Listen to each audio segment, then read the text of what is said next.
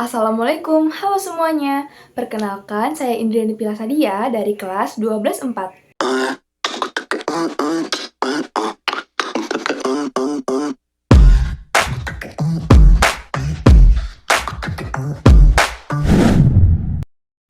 Nah, di video kali ini saya ingin menjelaskan mengenai potensi penerapan RPA dalam pekerjaan analisis keuangan. Nah, pertama-tama kita harus tahu dulu nih, apa sih pekerjaan analisis keuangan itu? Jadi, pekerjaan analisis keuangan adalah sebuah pekerjaan yang mengandalkan profitabilitas, produktivitas, serta menghitung suatu kelangsungan usaha, subusaha, maupun proyek. Pertanyaannya adalah, kenapa sih pekerjaan ini berpotensi digantikan oleh RPA? Nah, sebenarnya ada beberapa faktor yang mendukung aspek tersebut.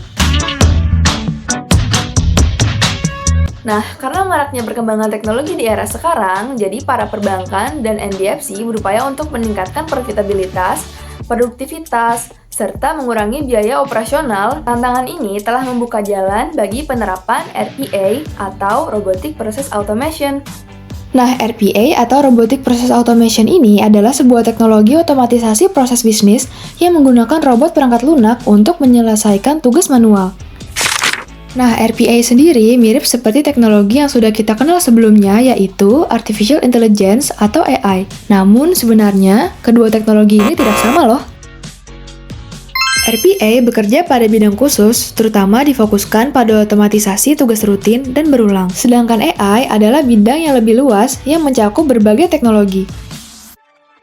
Dilansir dari Observatorium FCH yang telah melakukan riset bahwa RPA dapat meningkatkan akurasi perakiraan dengan menganalisis kumpulan data besar menggunakan algoritma kompleks untuk mengidentifikasi pola yang mungkin terlewatkan oleh manusia. Teknologi ini dapat menangani tugas yang berulang dan berbasis aturan dengan volume besar dengan sangat baik.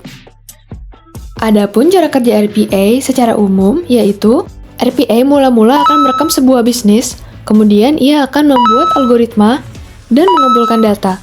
Untuk cara kerja RPA dalam bidang analisis keuangan adalah RPA bisa mengumpulkan data, kemudian menganalisis data, membersihkan data, mencocokkan data, dan yang terakhir adalah membuat laporan keuangan.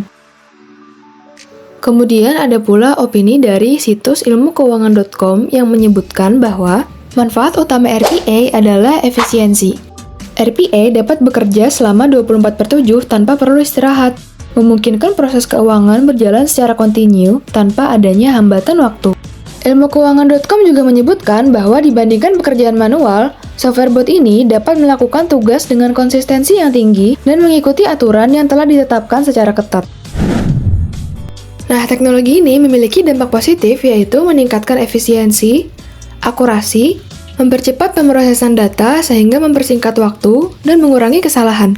Ada pula dampak negatifnya, yaitu ketergantungan teknologi yang dapat menimbulkan risiko jika terjadi kegagalan sistem atau kesalahan algoritma. Kemudian risiko keamanan data karena otomatisasi analisis keuangan melibatkan data yang sensitif. Sehingga jika terjadi kegagalan dapat menyebabkan kebocoran informasi loh.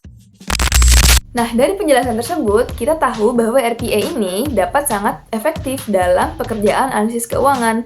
Karena RPA ini kan memiliki beberapa manfaat, kelebihan, serta fitur yang dapat membantu pekerjaan analisis keuangan.